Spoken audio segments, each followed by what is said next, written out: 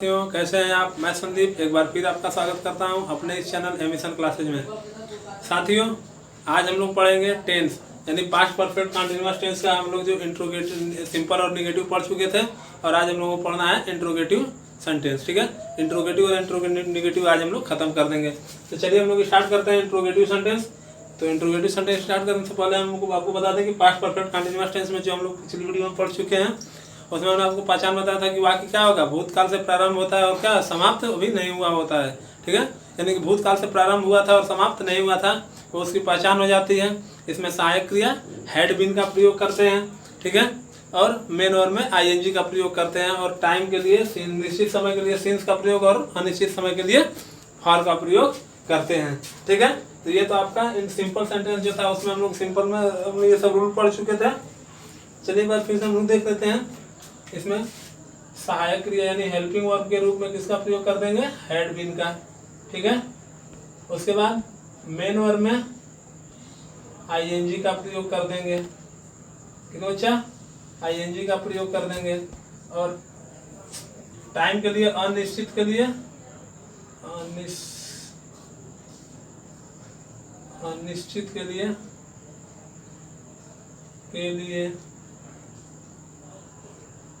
For का प्रयोग और निश्चित के लिए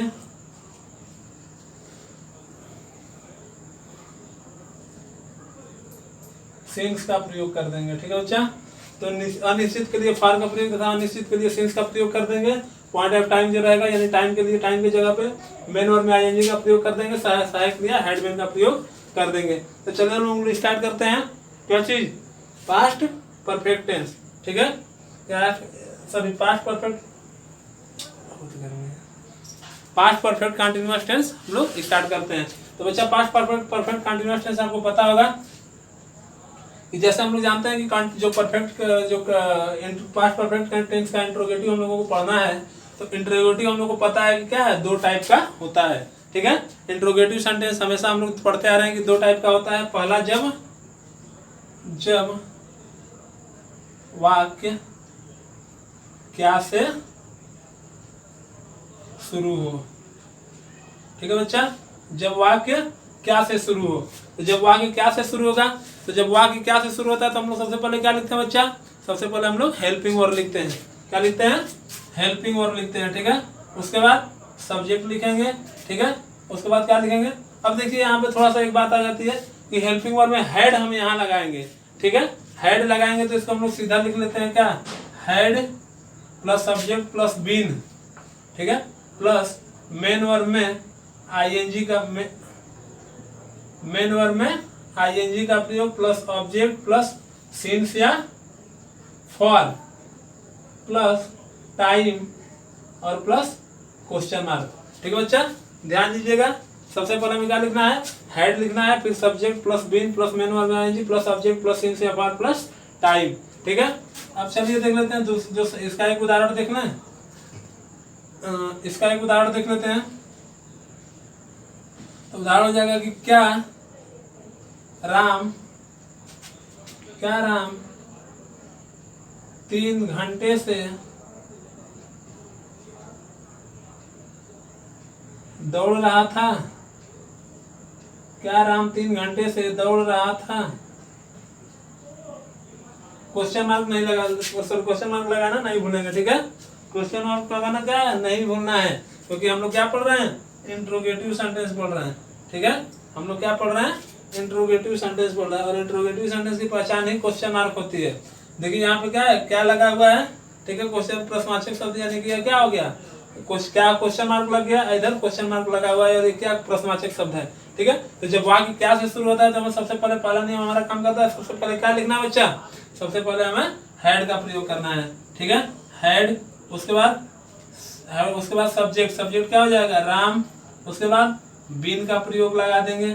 ठीक है, उसके बाद मेन वर्ब क्या है, दौड़ना। मेन वर्ब क्या है बच्चा, दौड़ना, और दौड़ना की इंग्लिश क्या होती है, रन, और रन में आईएनजी लगा देंगे तो क्या हो जाएगा, रनिंग, RUNNING। ठीक है, हैड राम बीन रनिंग। ठीक है, अब देखिए सिंस या फॉर का प्रयोग हो जाता है, तो सिंस या फॉर, तो निश्चित 3 घंटा, समय क्या है 3 घंटा, निश्चित है कि अनिश्चित है? तो बच्चा यह अनिश्चित है, क्योंकि समय हमको 3 घंटा बस पता है, ये नहीं ना कि 3 बजे से या 4 बजे से है, निश्चित तो है नहीं, अनिश्चित है। तो इसके लिए हम किसका प्रयोग कर देंगे? फॉर का, फॉर 3 आवर्स। ठीक है बच्चा, फॉर 3 आवर्स। चलिए अब दूसरा हम लोग देख लेते हैं। चलिए हम लोग सेकंड टाइप देख लेते हैं। और सेकंड टाइप क्या होता है? जब प्रश्नवाचक शब्द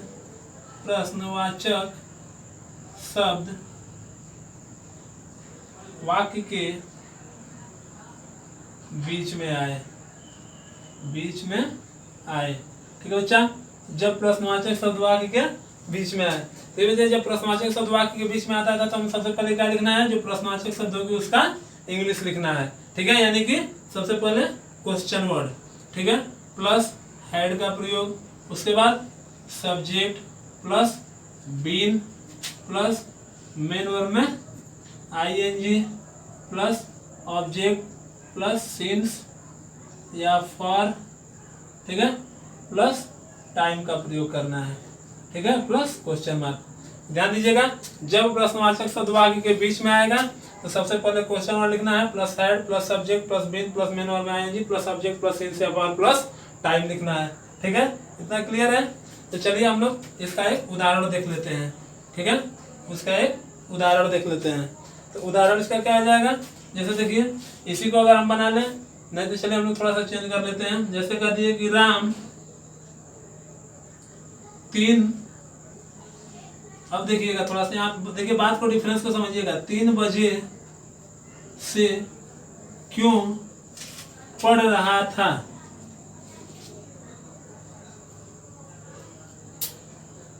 क्यों बच्चा? ध्यान दीजिएगा, राम 3 बजे से क्यों पढ़ रहा था? ठीक है, देखिए बात यहाँ थी कि क्या राम 3 घंटे से दौड़ रहा था?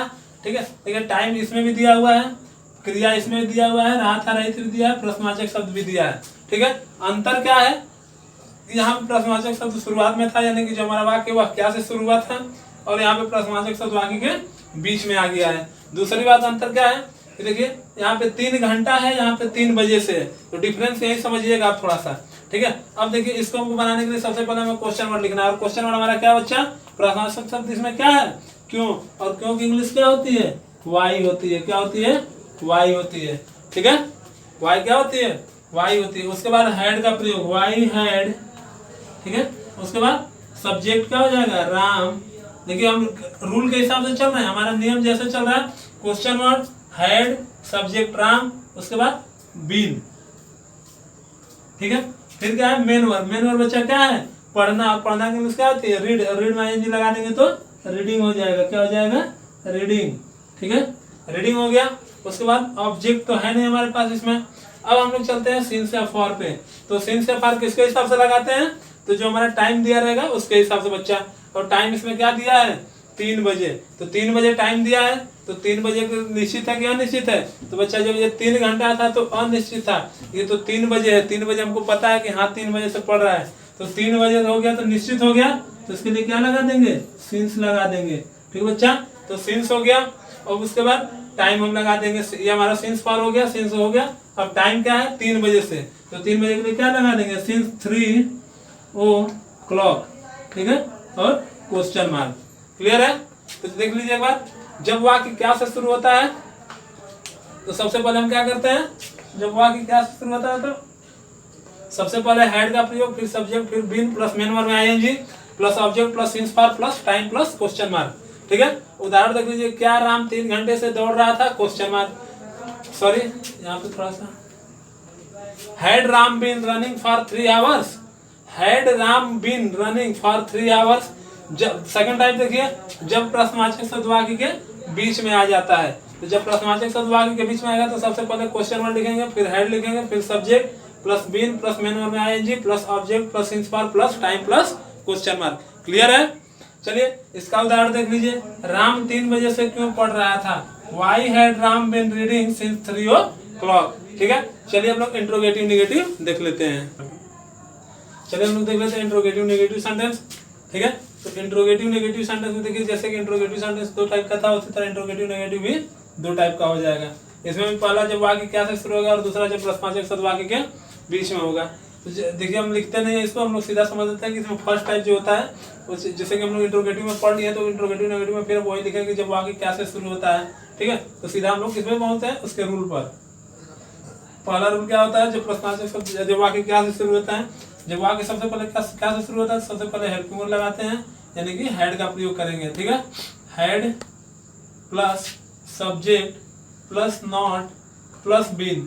अब देखिए इंट्रोगेटिव में हम लोग क्या था कि had plus subject plus been था, अब ये नॉट हो गया है और सब्जेक्ट और बीन के बीच में नॉट का प्रयोग हो जाएगा। ठीक है, उसके बाद मेन वर्ब में ING plus object plus other word plus since, या ये अदर वर्ड को हम लोग हटा देते हैं, अदर वर्ड का कोई यहाँ पे मतलब नहीं है आपका। अदर वर्ड सिंस मतलब कि ऑब्जेक्ट, उसके बाद सिंस या for plus time plus question mark. ठीक है बच्चा, ध्यान दीजिएगा।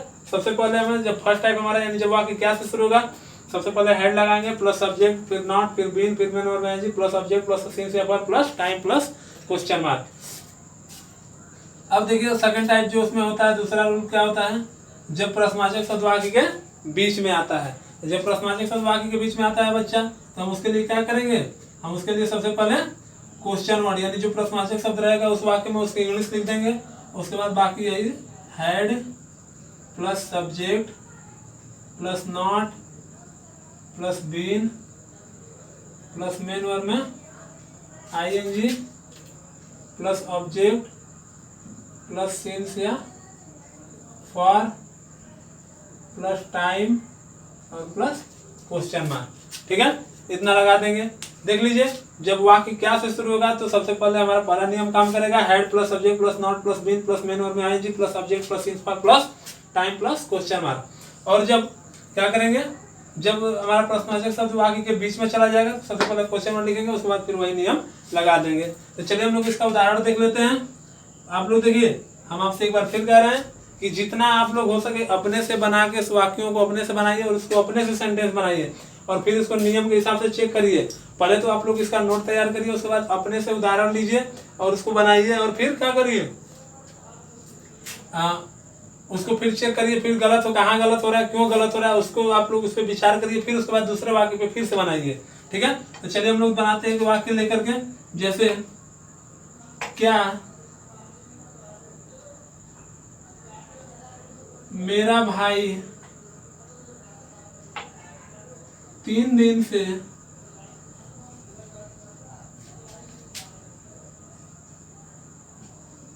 क्रिकेट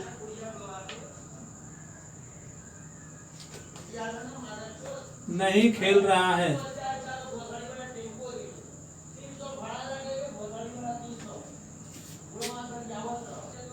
तो चलिए हम लोग इसको बनाते हैं। देखिए, क्या मेरा भाई 3 दिन से क्रिकेट नहीं खेल रहा है, क्वेश्चन मार्क है। वाक्य क्या से शुरू हुआ है, पहला नियम काम करेगा। ठीक है बच्चा, पहला नियम काम करेगा, पहला उदाहरण पहला नियम काम करेगा। क्या लगा हुआ है, सबसे पहले हम क्या लगाएंगे, हेड का प्रयोग। उसके बाद सब्जेक्ट क्या है, मेरा भाई, तो head my brother, my brother, head my brother. ठीक है, उसके बाद क्या लगाएंगे, नॉट, क्योंकि देखिए नहीं लगा हुआ है, हम इंट्रोगेटिव निगेटिव पढ़ रहे हैं, तो नॉट हो जाएगा प्लस बीन, सॉरी प्लस नहीं लिखना, been, had my brother not been. उसके बाद मेन वर्ब क्या है, खेलना, खेलना की इंग्लिश क्या हो जाएगी, प्ले, और प्ले में आईएनजी लगा देंगे तो प्लेइंग हो जाएगा। ठीक है, ब्रदर नॉट बीन प्लेइंग। उसके बाद क्या नहीं खेल रहा है, ऑब्जेक्ट है क्रिकेट। ठीक है, तो playing the cricket, playing the cricket. ठीक है, अब देखिए अब किसका प्रयोग करेंगे, सिंस या फॉर का। तो देखिए 3 दिन से है। ठीक है, 3 दिन से यानी निश्चित नहीं है कि कौन सा दिन है, सोमवार से मंगलवार से दिया रहता है। ठीक है, तो हम निश्चित रहता है, लेकिन ये क्या है 3 दिन से, तो अनिश्चित है, तो क्या हो जाएगा, फॉर हो जाएगा। ठीक है, for 3 days, for 3 days, question mark लगा देंगे बच्चा। Had my brother not been playing the cricket for 3 days, क्या मेरा भाई 3 दिन से क्रिकेट नहीं खेल, सॉरी यहाँ पे क्रिकेट नहीं खेल रहा था होगा बच्चा। ठीक है, क्या मेरा भाई 3 दिन से क्रिकेट नहीं खेल रहा था, had my brother not been playing the cricket for 3 days. ठीक है, हो गया। अब देखिए दूसरा हम लोग उदाहरण देख लेते हैं इसी वाले का। जैसे देखिए सीता सोमवार से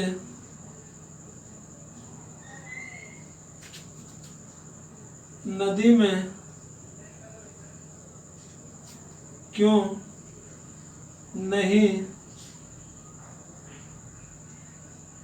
तैर रही थी।